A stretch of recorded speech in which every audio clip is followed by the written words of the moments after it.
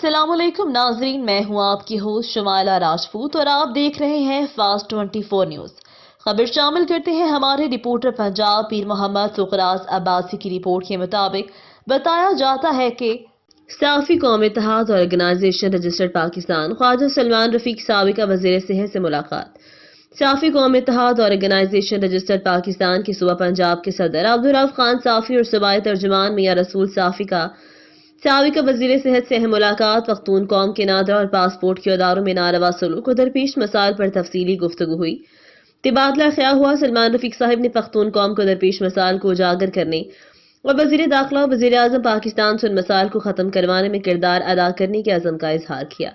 साफी कौम इत्तेहाद organisation registered Pakistan और सूबाई कायदीन को खराज तहसीन पेश किया कि वो अपनी कौम के हकूक के लिए आवाज उठा रहे हैं और अपने हकूक के लिए हर फोरम पर जा रहे हैं। ख्वाजा सलमान रफीक साहिब ने सूबाई सदर अब्दुल रऊफ खान साफी को यकीन दिलाया वो जल्द ही वजीर दाखिला राना सनाउल्लाह, डीजे नादरा और डीजे पासपोर्ट से साफी कौम के वफद की मुलाकात करवाएंगे। इस मौका पर नजर खान, न्याज खान, सीनियर रहनुमा ईसा खान साफी और एहसन जान साफी भी मौजूद थे। ये थी हमारी आज की खबर। मजीद खबरें देखने के लिए देखते रहें हमारा चैनल फास्ट 24 न्यूज।